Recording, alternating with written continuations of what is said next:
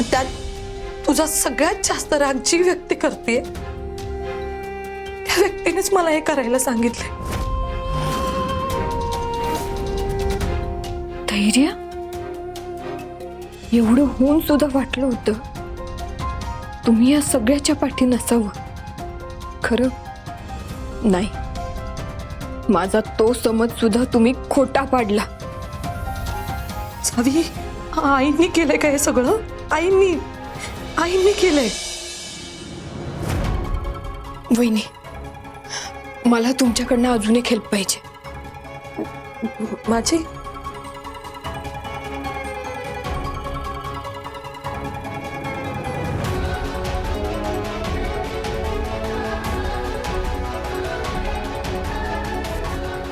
आता फक्त मी सांगाल तेवढं करा प्लीज।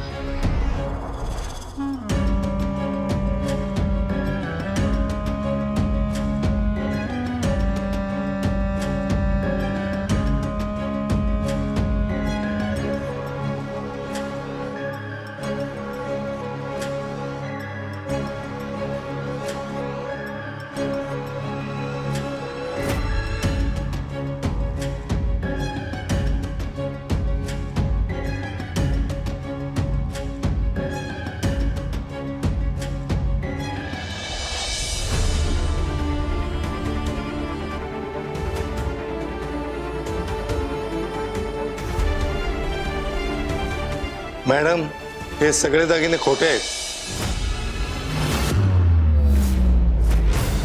कसं शक्य आहे? सगळे दागिने कसे खोटे असतील? अहो ते आता आम्हाला कसं माहिती?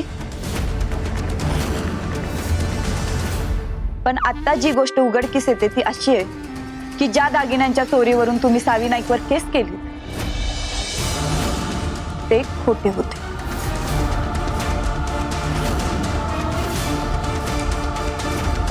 हे होऊ शकत नाही। ते सगळे दागिने खरे होते। नीताने स्वतः नीताने काय?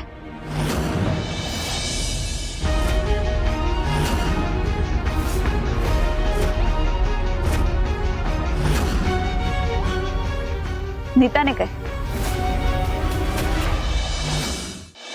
नीताने स्वतः तिच्या डोळ्यांनी बघितलंय सावीला दागिने चोरून नेताना। खरंच? वाटल्यास तुम्ही तिला विचारू शकता। अहो ते तर आम्ही विचारणारच आहोत।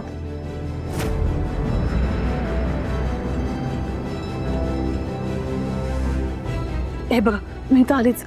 नीता तू तू तू तू सांगितलं होतंस ना मला? तू स्वतः बघितलेस सावीला दागिने घेऊन जाताना त्या दिवशी? तू सांगितलं होतंस ना? हा, सांगितलं होतंस ना? हो की नाही? मग सांग यांना, सांग। पण दागिने घेऊन जाताना जरी बघितलं असलं तरी ते दागिने खरे आहेत की खोटे आहेत हे बघितलं होतं का?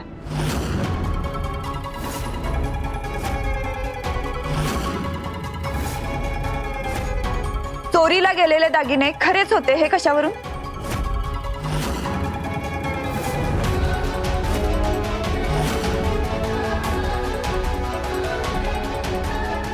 मग खरे दागिने कुठे गेले?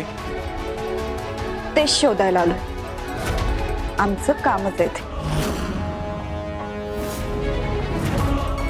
खोटं बाजूला करून खऱ्याचा तपास करणं।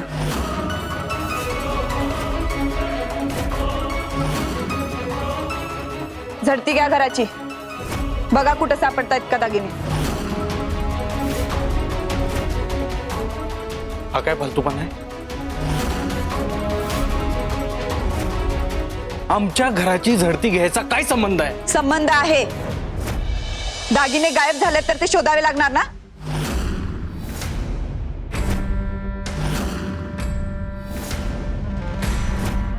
सावी नाईकच्या घराची झडती घेऊन झाली. आता इथली झडती घेणं भाग आहे.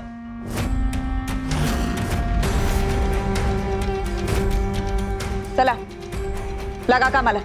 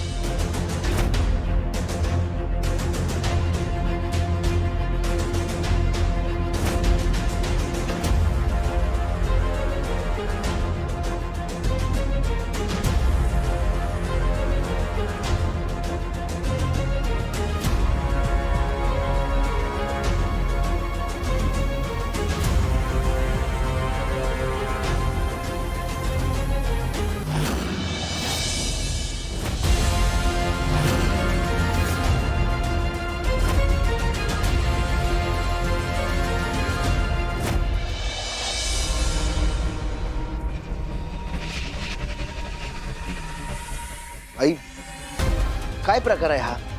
पोलीसवाले आपल्या घरात काय करतायत?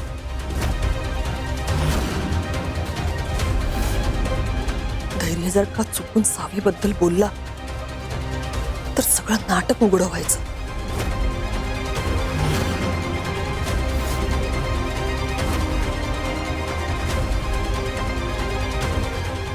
मी तुला हे सगळं नंतर सांगते. आत्ता काहीच विचारू नकोस. तुझ्या रूम मध्ये जा. दामिनी मुजुमदार, मी मगाशीच सांगितले मला घरातल्या सगळ्यांशी बोलायचंय.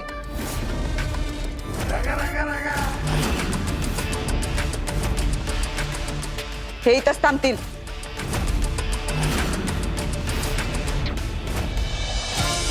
ए इन्स्पेक्टर, माझ्या आईशी नीट बोलायचं हा? आम्ही कोण आहोत विसरू नकोस, नाहीतर परिणाम वाईट होतील. धमकी कुणाला देतोस रे? इन्स्पेक्टर आहे मी आणि आत्ता ड्युटीवर आहे. हा युनिफॉर्म काय जत्रेतून विकत आणून नाही घातला.